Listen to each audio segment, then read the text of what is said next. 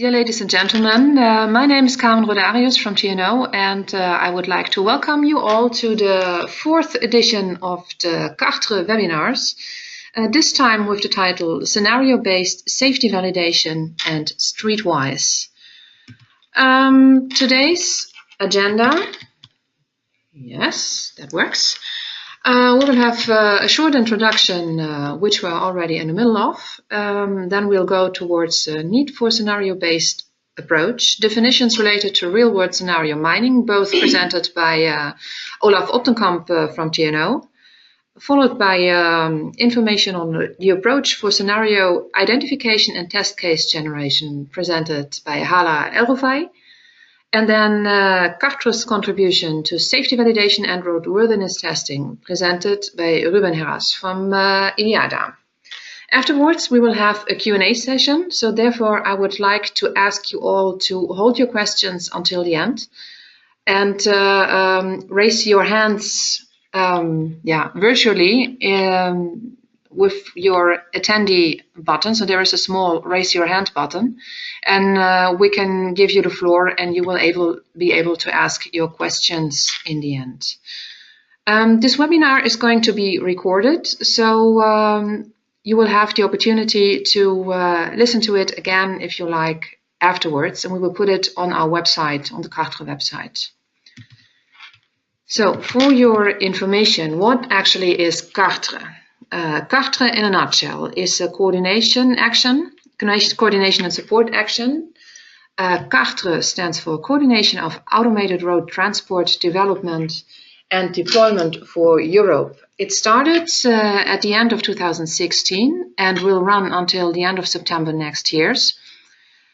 So far we have 36 direct partners from 9 EU member states, and we already have 39 associated partners, which is partners that are not funded by the European Commission, but participating in the CARTRE activities.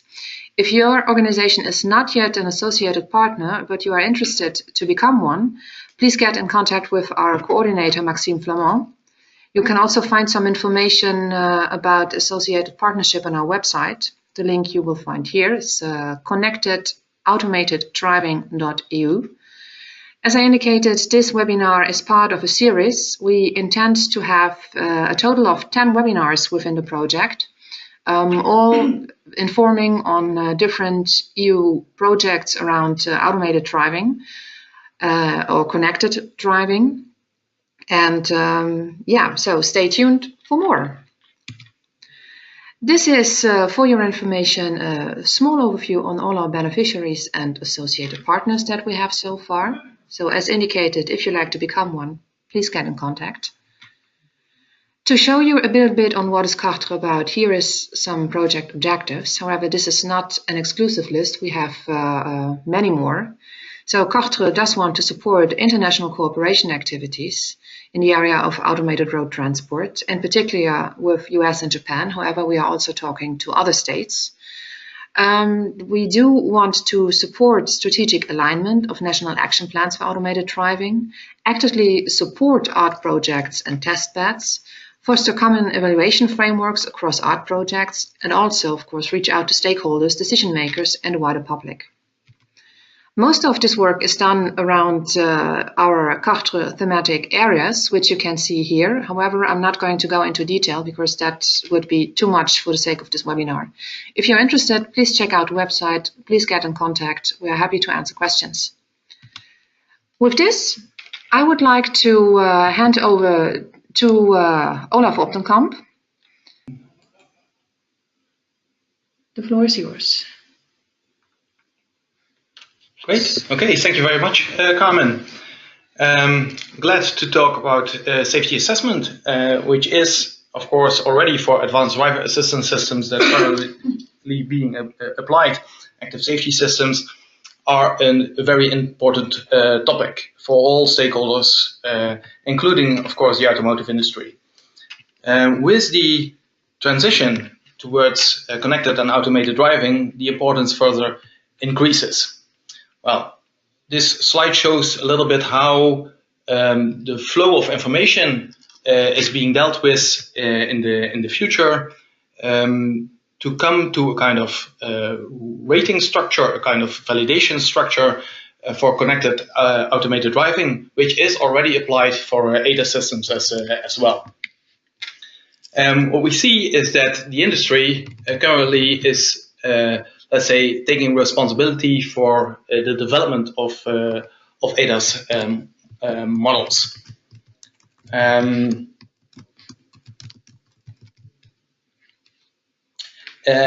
because of the enormous increase in different functions, the number of physical tests needed to check whether these functions obey the requirements is getting enormous.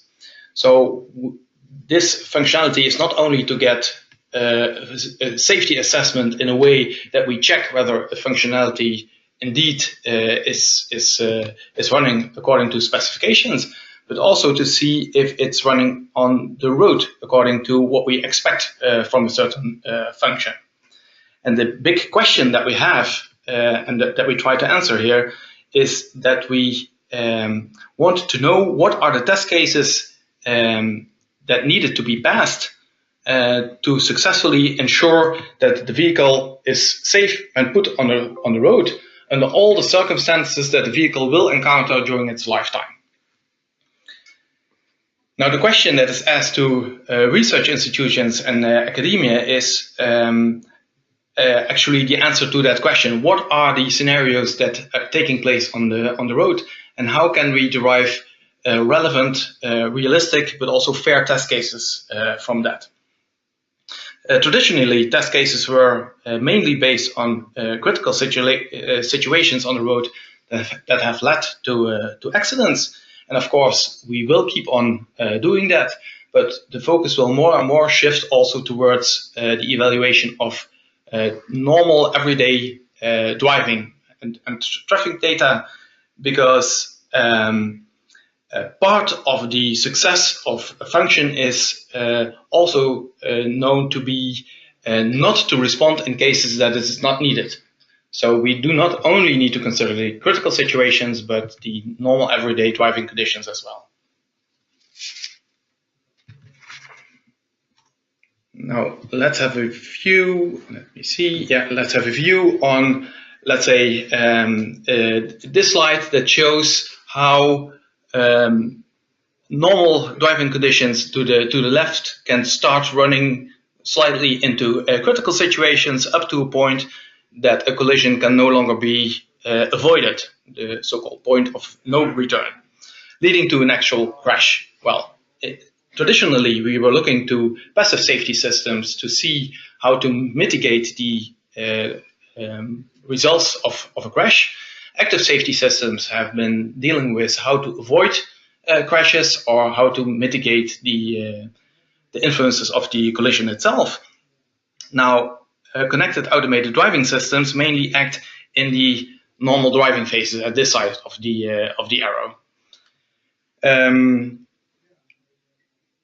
That means, and that was also the conclusion of the last slide, that means that in the evaluation of connected automated driving systems, we also should take that part of driving into account. So not only the critical situations, but normal driving situations as well. There's another perspective that I would like to show you looking to that, and that is given in the example on the next slide. See if it works. Yeah, like this. This is an example of a gray car being equipped with an AEB system, for instance. And it responds to an unexpected standstill car in front of it, in this case, the yellow car. If gray and yellow car are fully in line, then the probability is very high that the gray car is capable of noticing the yellow car, and it will give an appropriate response. In this case, that would be braking. On the other hand, if the vehicle would be completely out of the line of the gray vehicle, then most probably the gray vehicle will notice that the yellow vehicle will not be influencing its path and will have a high probability of not responding. And and not braking, which in this case is a good response. So that we would call a true negative response. Now, the number of false positive responses and false negative responses that you will see in this area, these are the ones that are very crucial for the total performance of the car. And it's in this area where AEB systems or ADAS systems in general, and even connected automated driving systems will have a difficulty. For instance, if a vehicle, let me show it here, if a vehicle would respond positively by braking while actually nothing is going on, that's really very bad for, let's say, the customer acceptance of such a system.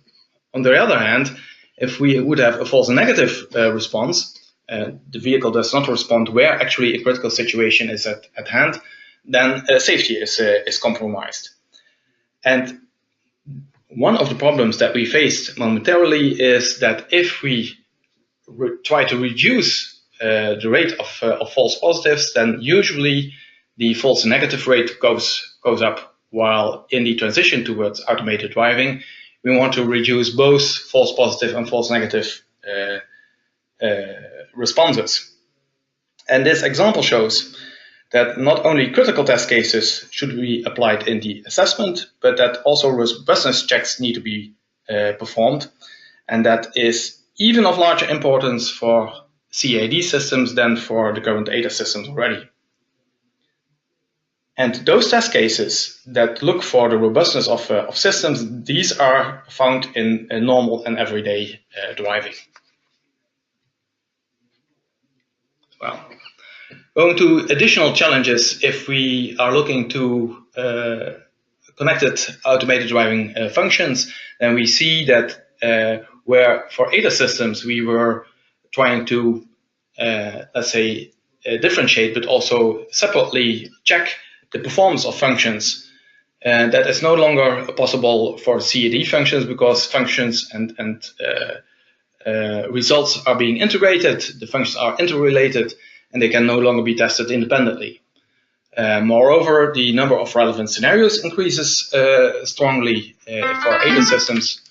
We are actually looking very much to looking into, let's say, a type of Euro NCAP protocol where we are looking for true positive responses. Here we need to cover all possible scenarios that are available on the street, including its disturbances that we find there in weather and lighting conditions, for instance, in the fact that roadworks would be there, that road conditions might be bad, etc., etc.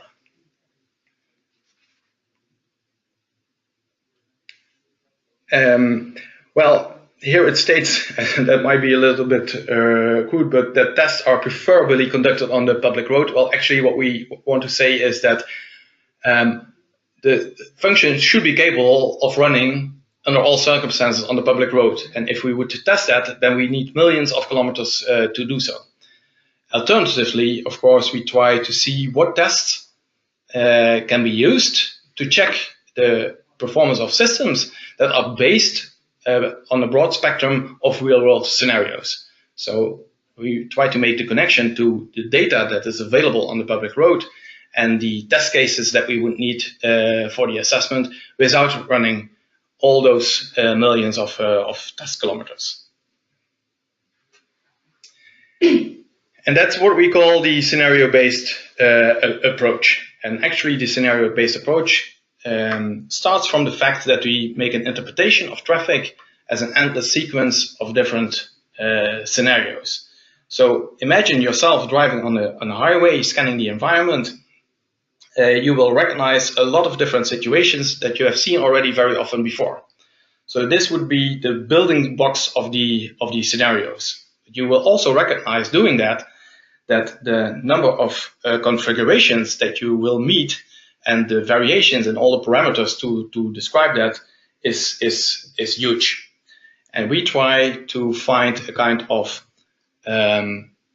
schematic approach to sort out the building blocks of those scenarios, try to parameterize those so that we can represent real-life traffic in that configuration of a high number of scenarios. And once we have the possibility to recognize and distinguish these scenarios from such a ride, we can also start counting how often we encounter such a scenario on the road, which is, of course, again, important for the assessment of systems. So a scenario then is let's say, at a more abstract level, defined as a typical maneuver on the road with the complete set of relevant conditions and trajectories of other road traffic participants that have an interaction with the host vehicle over a relevant time period, which we think is in the order of seconds. And the ride on the road then in this way can be described by a continuous sequence of these scenarios, where scenarios might even overlap in time. Now, Hala will start guiding us through the data flow, starting from data collection up to the point where we use these scenarios for system evaluation. Okay. So thanks, Olaf, for the nice introduction and making my life easy about how we're all doing and developing all these technologies and tools to get scenarios out of real live traffic data. We start with an example, okay, assume that we have two SEC controllers setting and would like to compare those settings based on the real live data, what is happening in reality. So typically this is like a highway scenarios that we would like to collect from this data. So how to do that? So and in the next slide we'll guide you through the steps how to achieve this goal. So we will talk about the scenario identification and test case generation to evaluate those two systems. So as Olaf mentioned before, we start from data collection, and then we do pre-process the data. We try to get the information from the data by developing algorithms, event detection algorithms. We parameterize those events to get the information we need from them and to classify them. We build the scenarios and we generate test cases that will be used at the later step for simulation and evaluation. And the next step here within TNO, we focus as the 4 middle steps because data can be collected from many sources, but we will also talk about that and we call this a streetwise approach. So first, before we go into those steps and what we get from the data, we see in the introduction there was a definition of a scenario, but now we look at a more technical definition, like what is a scenario. So again, it's very close to the previous one. It's combination of all the maneuvers of the host vehicle, the targets around the vehicle, including the static environment in the surrounding. But we said, okay, there is much going on here, so we divide this into smaller blocks, and we said, okay, scenario contain many events. And what is an event? It's the action and maneuver that performed by single actors, and the actors here are the vehicles in the scene. So usually the scenario we are more interested in the targets around us. So, and the event is more about the dynamic part of the scenario where cars are having actions and maneuver, but we don't, of course, neglect the scenery where the scenario is happening. So here we try to do to give like a graphical or to visualize the scenario. So the scenario component, as we see in this picture, we have actors, which are the ego vehicle and the target. We have events that happen as we define it, like an ego change lane or follow lane. We have actors like also decelerating, accelerating. Here, this is the host vehicle, what is doing. We call here where the action coming from the target are the dynamic environment, and the road elements in the weather, those are the static environment in our scenario definition. And here, this would form a scenario. So this is all the components. So we have actors, we have event, and we have the static environment. In this steps, we focus mainly on the dynamic part of the scenario because this is what would like to test our controller against. So for now, we go from the data collection part. Will guide you through the data collection till the validation step, and we go first, like we collect data that is collected from equipped car or car that have sensors driving around. This could be from like a test driving, but could also be from like a daily in the future. What we want to have like the daily driving into account. Data could also be collected in object level, or preferably in object data level, and this include the host vehicle trajectory, the target data, the road data. In the next step, we do the data pre-processing, and in the data pre-processing, we go through the data for checking of the quality of the data, synchronization, localization, the data enrichment, and also we use a vehicle state estimator to improve the quality of the data if needed, before we use this data to get the information that we need to build the scenarios, which is the next step here. Is like the event detection. So I have a test drive, what the cars around me, what my car has done, or what are the scenarios appear in this drive. As an example, we give an example for a cut-in of a target vehicle. So if now we show the video, on the left-hand side, this is the algorithm that is work to detect the event, a specific event in a test drive.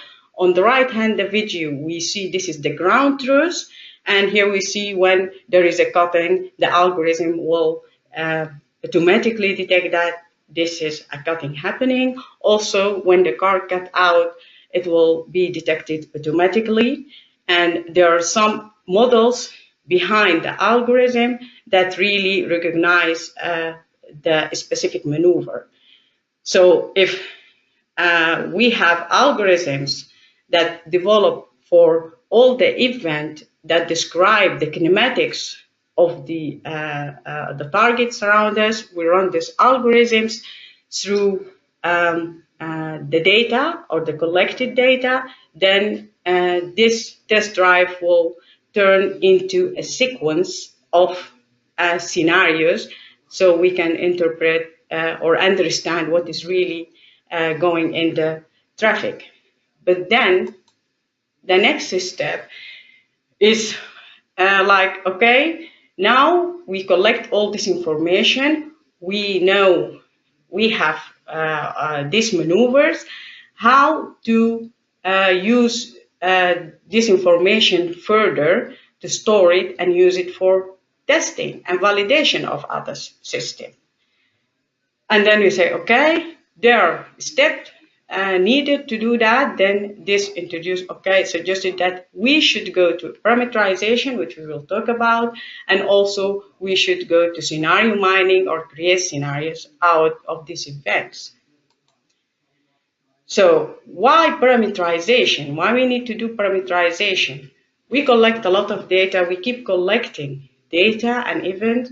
So at some point we will be faced with a data reduction problem. We need to reduce this data to be able to store the data and to analyze it in a smart way. We need to do parameterization to enable us to classify those events and also in the future to use these parameters to generate more test cases for testing and validation.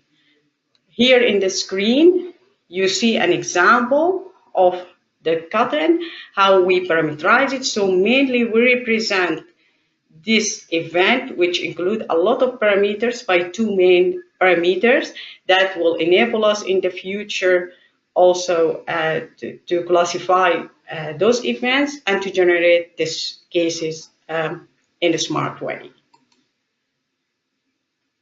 And the next step after parameterization is scenario mining, how to build those event back to scenarios and to see the scenarios that this event was part of or involved. And here we can see, as a bit that the screen doesn't show here, but we can look at the maneuvers.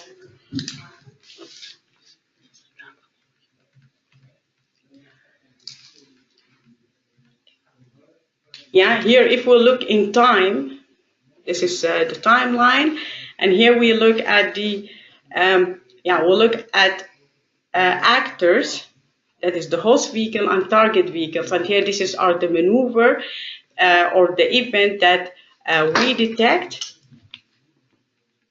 with using using the algorithms. At some point we would like to know what happened at a certain time, and we call this scenarios. How to do that? We build smart algorithms that really look at all the possible combination of this and show what happened really in the street or on the road. At some point when we collect those scenarios, we would like to talk about how many scenarios do we observe on the street, and did we observe all the scenarios that really represent the reality and enable us to test the others or CAD system.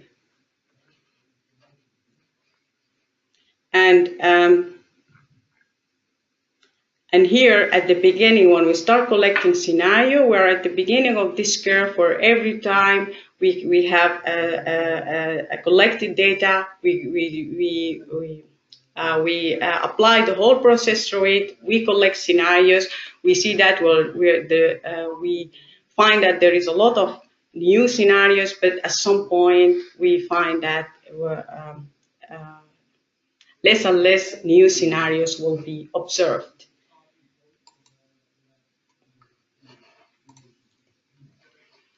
So after we collected the scenarios and we store them in our scenario database, what is the next step to use those scenarios for simulation and evaluation?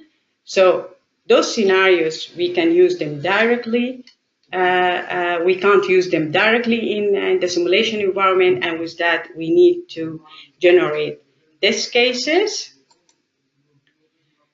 And with we want to generate test cases also that represent the real life traffic, and that means we were able to generate not really artificial, but more scenarios with the distribution that we collected that are realistic and can enrich our test cases.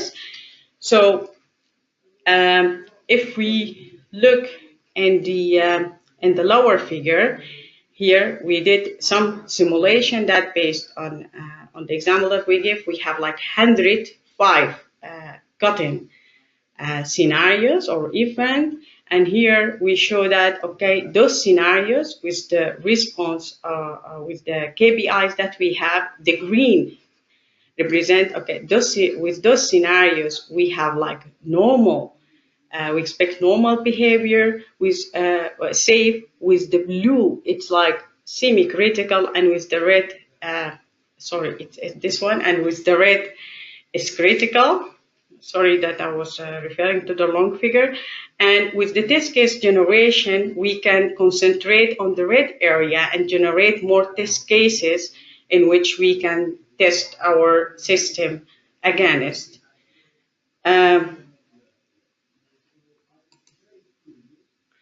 And here, after that, after generating these test cases, we can go to the simulation and simulate many test cases. And after that, we can evaluate our system against this.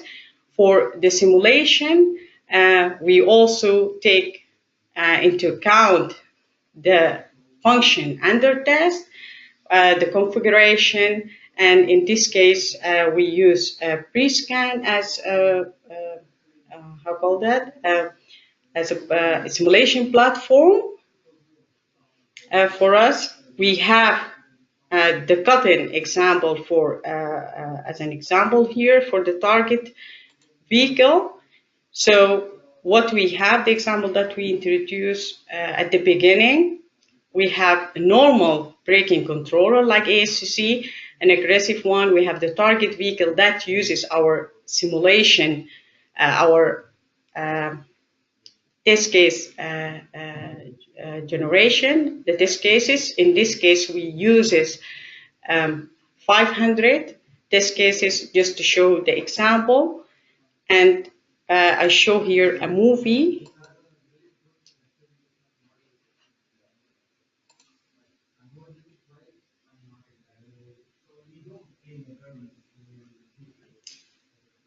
As an example, and what you see here, that with the, I will run it again, because I don't know what went wrong. They were not simultaneously. Yeah.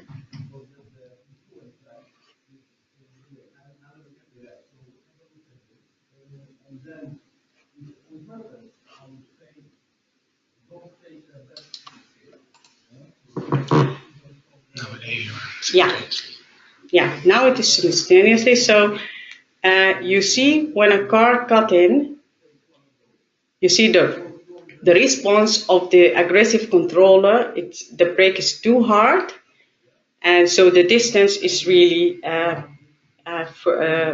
further here. You can also see it in this figure where you see how hard the aggressive controller brake. So it was the yellow line. And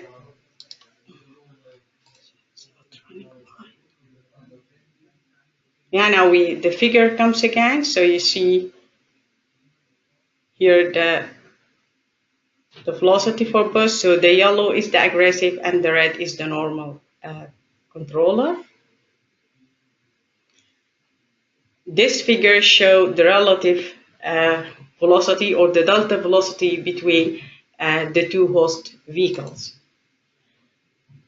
So to be able to use this simulation result, we identify some performance indicators as an examples, and we take like some performance for comfort and safety.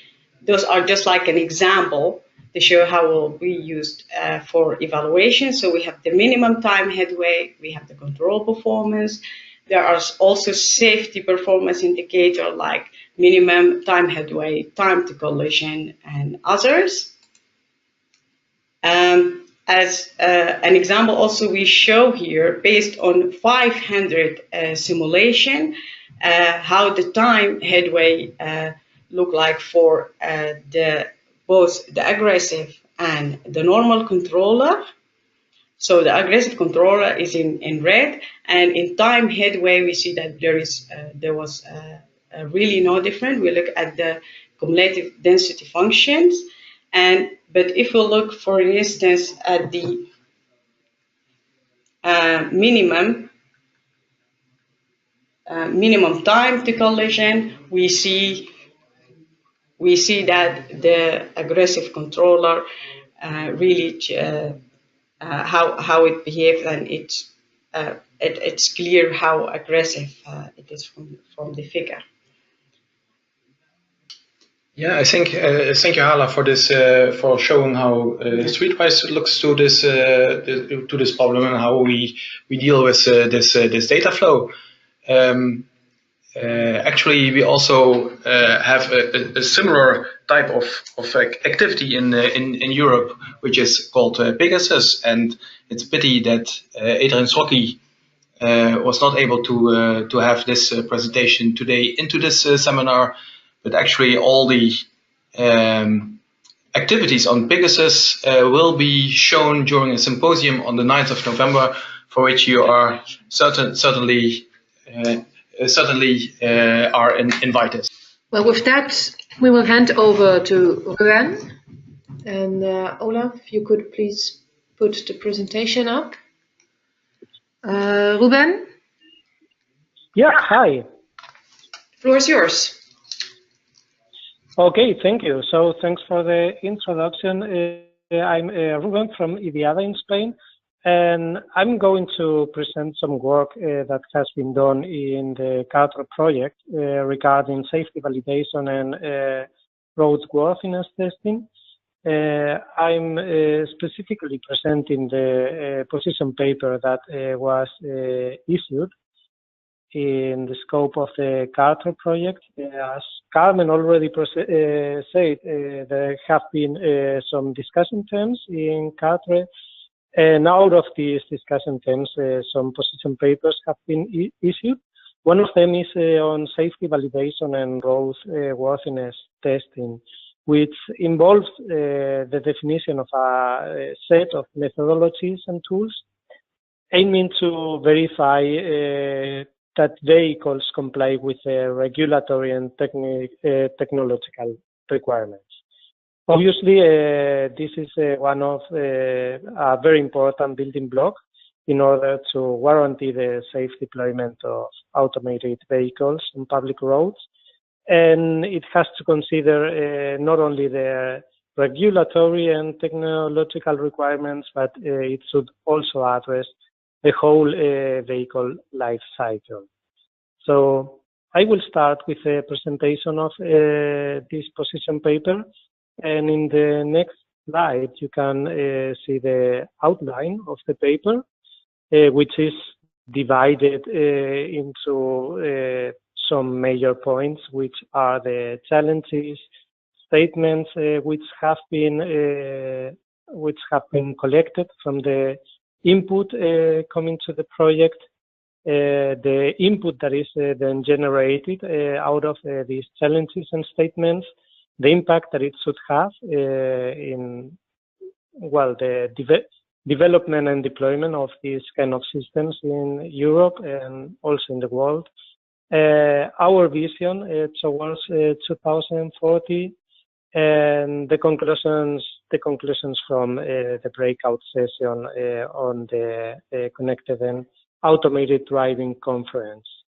Finally, we will close remarking some open issues which should be addressed in the second period of the CARTRE project. So if we take a look at the challenges that have been identified regarding the development and deployment of connected and automated driving, we see that the very first one and very important is that we need to come up to an initial release for validation. That means that Well, with current state-of-the-art of validation and verification methodologies, we cannot cover all the situations that automated driving or vehicles will face. And therefore, it is very critical to find out a minimum set of tests that provide a confidence high enough in order to release automated vehicles in public roads. Well, it has been discussed how this set should look like, and also a key issue is if virtual environments should also be taken into account in order to provide this initial expectation set. Further challenges that will be faced by the introduction of AD will be real-world awareness. That means that in order to test the vehicles, we need to be aware of the environment in which these vehicles will drive, including situations and so on. Also, the development process should include validation testing and operational safety. We also need to consider human interaction as these vehicles will have interfaces that are new, and we need to be aware how people are going to interact with these vehicles, and also these vehicles, how will they communicate with the humans inside them, and also with the humans out of the vehicles. We also need to consider the granularity in the testing. We need to test at the component level, vehicle level, and system level, including the interaction with other road users and infrastructure. We also need to verify and validate the systems in-house. That means that manufacturers and providers should be aware of the testing that is going to happen when releasing the vehicles, in order to also apply these methodologies and tools while designing the vehicles. We need to be aware of the current state of the art of testing and validation methodologies. We must consider vehicle updates. That means that it is considered that vehicles will get updates, also over-the-air updates, and whenever each of these updates is applied to the vehicle, it must be considered again if the vehicle is compliant with safety requirements. As well as vehicles are getting updated, the infrastructures are getting updated, and we also have to consider here, when updating infrastructures, if legacy vehicles are coping well with these updates of the infrastructure. And to end up, we also have to face the whole vehicle life cycle when designing these testings, and also when taking into account periodical technical inspections, which may have the vehicles, that we are able to also test the functionalities that have been incorporated into these vehicles. In the next slide, we can see that we have also been collecting some statements from Oems and providers. This does not represent the view of the group of the CARTRE project, but it's a kind of a collection of statements that have been provided by other people, and which have been discussed and also evaluated what is the level of agreement and what was the main core of the discussions. A whole list of these statements can be found in the position paper. I just put here in this slide a couple of them, some relevant, because of the high level of agreement or the low level of agreement. Yeah, and these statements are open for discussion and for voting. And we will continue with this activity during the second period of the CARTRE project. So in the next slide, we can see the input that has been derived out of these challenges and statements for the research agenda, which will be proposed. And the main issues that we think we should focus our research and development in the next steps for the introduction of connected and automated driving regarding verification and validation is the development of tools and methodologies, which should be common also across Europe. The creation of a standardized methodology for validation regarding both regarding the automated driving functions and also the elements. We need to push forward the inclusion of human factors in this validation and verification methodologies. And we also need to encourage a European level certification scheme.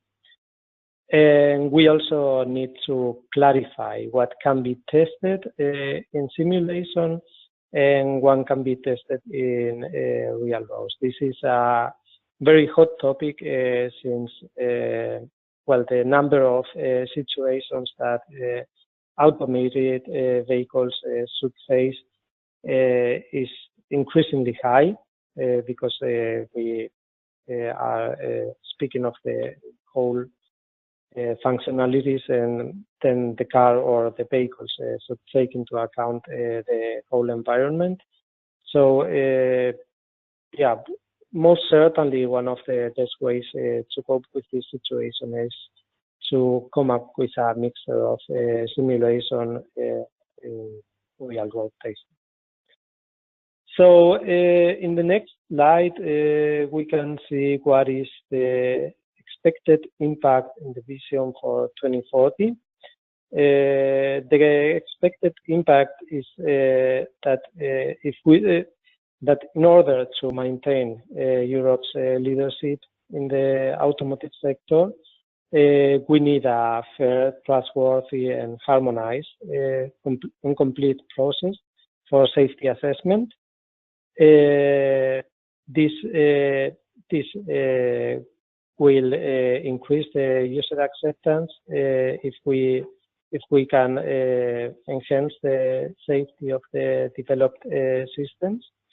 And the fact of defining a European level approach will speed up the development process and reduce the time to market of these technologies. As a vision for 2040, we see a harmonized regulation based on a common state of the art and flexible enough to adapt to new technologies and realities. And we view a common methodology which is accepted worldwide and which is affordable both in terms of cost and timing.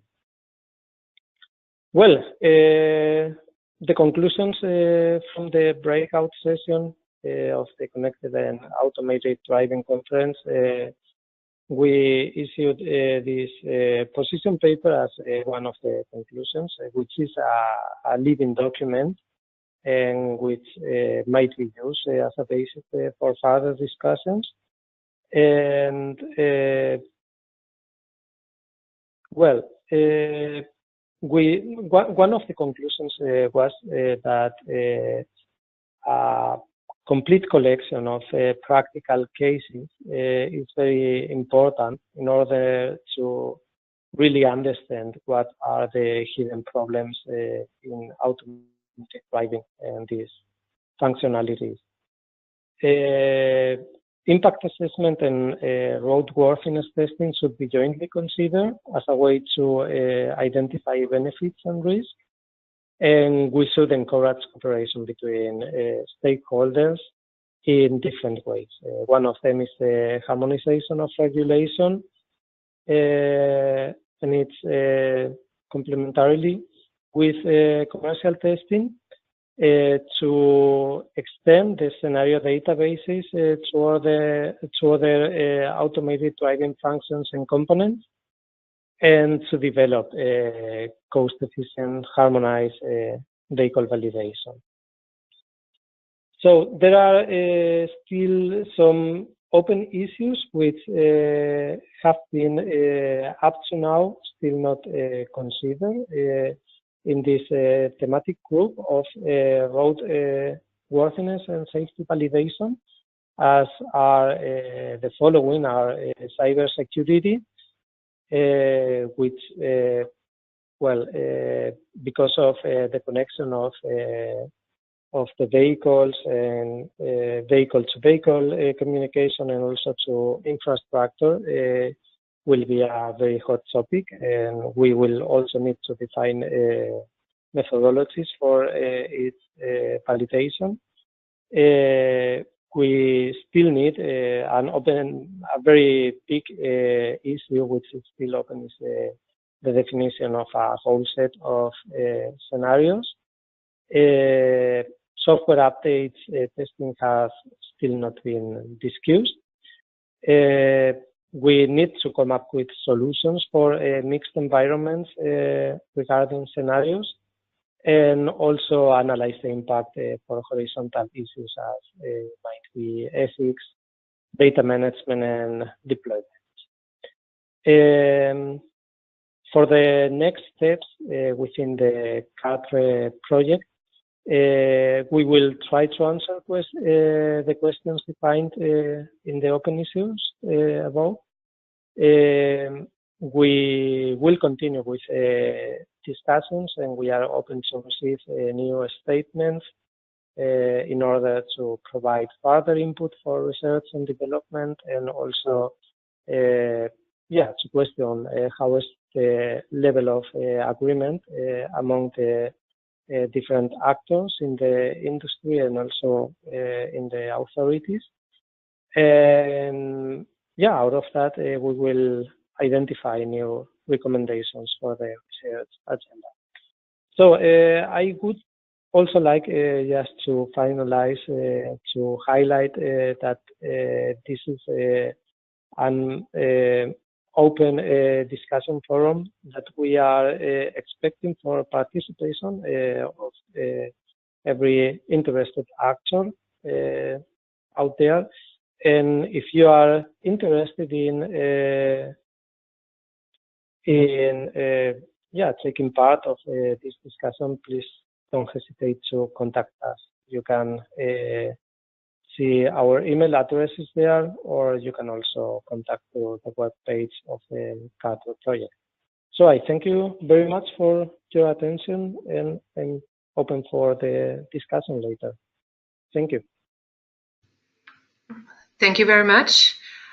This concludes the presentations that we have for this webinar, which means that we now have time for your questions. I would like to ask you to please raise your hand in the app if you have a question, and then we can unmute you so that you will be able to actually ask your question. We do, in the meantime, already have one question that was put through the question box that you have there as well. So maybe we can start with that one. The question is a question to Streetwise. For the identification of events and scenarios, you need a model or a catalog of what kinds of events and scenarios are to be considered. Is such a catalog available? Are you performing some kind of anomaly detection if certain recordings cannot be explained by the events and scenarios from the catalog? So I think that is a question to Hala and Olaf. Well, if I interpret it right by a catalog, that we should, if the question is like, do we know beforehand what we're looking for in the data? In that sense, yes, we do. Because from our definition to the event, we were able to come up to a finite set of event classes that will look up in the data. So in that sense, we have a catalog to look for what we're looking for. We also use we use anomaly detection techniques for unexpected events. So those both are combined to explore the information in the data, but we start with what we have in the catalog. Yeah, and whatever in the data shows up that cannot be covered by any of the previously defined events, that is a piece of data that we will look into, and that will guide us to new definition. New definitions, yes. Do we have more questions? So please raise your hand or put your question in the question box, and then we can read it out loud.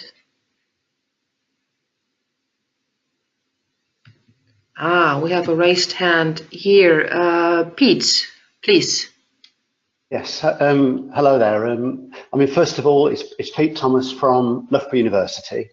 First of all, can I say thank you very much for a very interesting and thought-provoking webinar. I found it very useful. A lot of the concepts that you've mentioned, we're taking a rather similar approach here at Loughborough, but there's a number of areas that we find particularly challenging.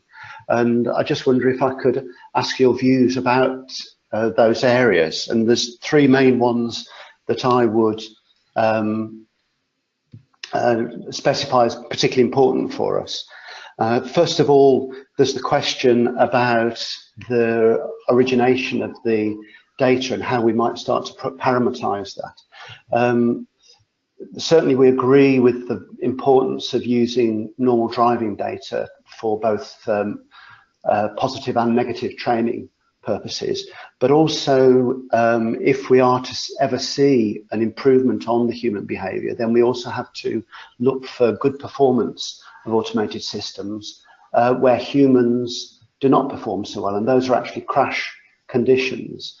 And the first challenge that we find comes from the fact that although we have a very rich resource of accident data, that the nature of investigation of all accident data means that it's still very, very difficult to convert broad scenarios into detailed simulations. So how do we parameterize those accident-based scenarios? That's my first question. I can give you the other two as well, so that you can have a think about them. The second one is that we anticipate that many automated systems will have learning capability. So in other words, the performance and decision-making of an automated system may change as it's exposed to certain real-world conditions. And so my second question is, how can you incorporate that within this model of scenario testing? And then the third one concerns the sensors, and that to specify performance of vehicle sensors, we also have to be aware in the simulations of how the performance degrades as you move away from the ideal conditions. For example, weather, environmental conditions, angle from perhaps the vehicle, other conditions as well. So, and it's not so often that that degradation is fully specified by the sensor manufacturers. So I wonder if you could make comment on those three challenges that we're looking to find a way through at the moment. Yeah, thanks for your clear questions. Let me start with the first one first. You correctly indicate that, of course, the assessment cannot only be based on normal data, and that critical situations need to be considered as well. And that we I think we still need to look also to, let's say, the results from accidentology. So what we envision there is that we do need parameterization for normal driving data, because the data flow is so huge that you have to be able to cover that in a way where for the accidents it's only a very small part of let's say in kilometers wise what is happening. And I even think that with the current research and focus on accidentology, that will remain for the connected and automated driving systems as well. And in that way, we don't need to put the vehicles at risk on the street there, but we of course still there need to be a combination of tests, either in the laboratory, either on the test track. Some of the tests will be run on the public road in combination with the results of simulations. So it's not one of them that we should use there, but we should use a combination of these tools.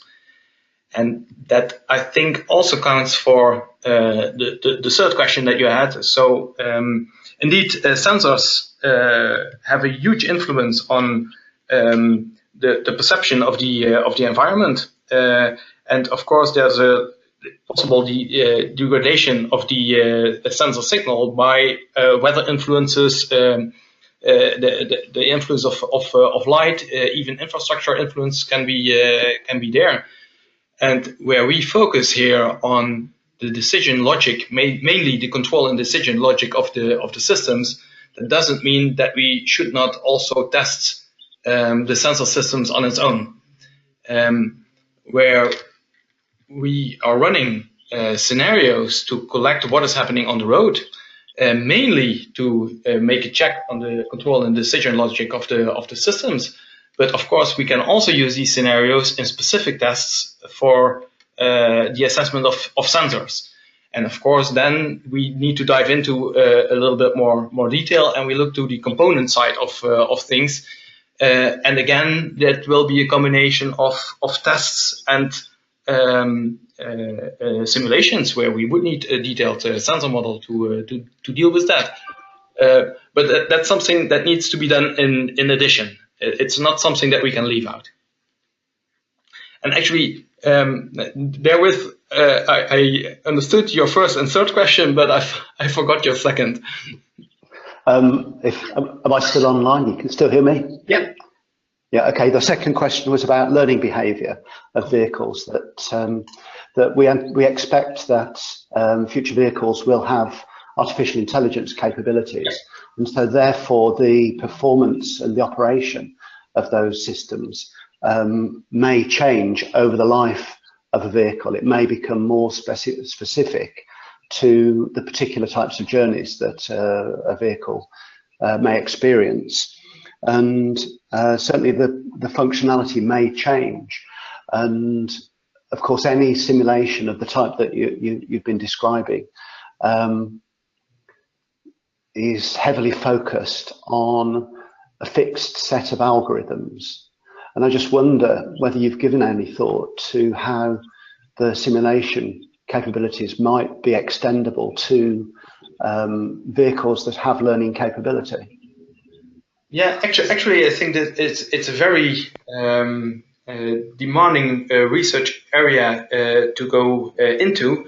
What we already have in mind for collecting scenarios from the road is that we do know that the traffic system will change with the implementation of different systems on the road. That is currently happening with the addition of ADAS systems, but of course it will change even more dramatically if automated driving systems will be there, and even further if these automated driving systems will be having an artificial intelligence component to it. So what we will see in the scenario database, at least that's what we have in mind, is that we will see the changes in scenarios over time that will be needed to perform the assessment. That's one. The second one is that, and I think that's needed as well, a similar approach would be valid for having the differences in scenarios between different countries, between different cultures. But I even think that the algorithms that we are developing to mine the scenarios out of the data flow will provide us with information that we can enhance the artificial intelligence of automated vehicles in the future. But yeah, as you already will have envisioned, it's not easy to do so, but that is something we are thinking about. Does this answer your question, Pete? Yes, thanks very much, Olaf. Thank you. Thank you. We do have another question in our question mailbox. You seem to have done a lot of good work on scenario creation. Do you think the OEMs will handle the technical issues surrounding the quality of the simulation environment for running their scenarios, such as sensor models and environmental fidelity, or does this area need external stimulus? Yeah, at least I have a view on that. Olaf speaking here. I don't think that this should be in a way handle the technical issues surrounding quality. It's about simulations more. Yeah, I think it will be. I mean, our main task here is first to make sure that the scenarios that you use for the assessment are based on a view on reality, on a view on ground truth. Of course, there's a lot to be done on the simulation side to be capable of dealing with these scenarios. That's in a way a subject that already a lot of groups are dealing with, and of course it's kind of cooperation needed at one hand in the scenario mining factor, and as soon as we have a good view on scenarios, we need to make sure that we are capable of being able to simulate them, and that's also what we are looking for. That as soon as we have scenarios, that we look for means to be able to simulate it. But again, we have to see at which level simulations are needed there. Okay. Then I have one last question in my question box, which is, how are you doing the international coordination with the US and Japan? Well, on that one for CARTRE, I can tell you that we do have a complete subtask on trilateral coordination. And within that, there is regular trilateral meetings between delegates from Europe, from the US and Japan, where activities, for example, with respect to twinning of projects are discussed. So there is lots of discussions and and work going on around this topic. I hope that this answers this question. If not, please feel free to put in another one. Is there which groups in the US? I would need to check. Please send me an email and I will come back to you on this one later if you don't mind, because I don't know out of the top of my head. Well, I don't see any other questions and I don't see any other raised hands. Well, then in that case, I would like to hand over to Olaf again for some conclusions and wrap up. Yeah, thanks a lot, Carmen. I think also this webinar tells us, and also in let's say working in CARTRE shows that widely there's a recognition for the need of scenario-based safety assessment and validation methods, and not only by the industry or the authorities, but also by consumer organizations, research institutes, and academia, and other stakeholders. The method that is being applied there should not only be focused at working in the way of connected and automated driving systems, but already be applicable to the current ADAS developments, because still the development needs a lot of effort. So the sooner we can make use of those results of these developments, the better we will be equipped and prepared for the transition towards connected and automated driving systems, at least in my view. There are already several initiatives in Europe on the development of these methods and the corresponding tool chain. But what we also saw, and Ruben focused on that as well in his presentation, that there is an urgent need for harmonization of the validation of CAD functions. And the good thing about it is that that is being dealt with. I mean, we do have the CARTRE workshops and webinars that allow us to have this type of communication and exchange of information, which will help us to go towards a harmonized framework. There are several European projects dealing with this issue, including the Enable S3 project, where a separate working group is active dealing with scenarios.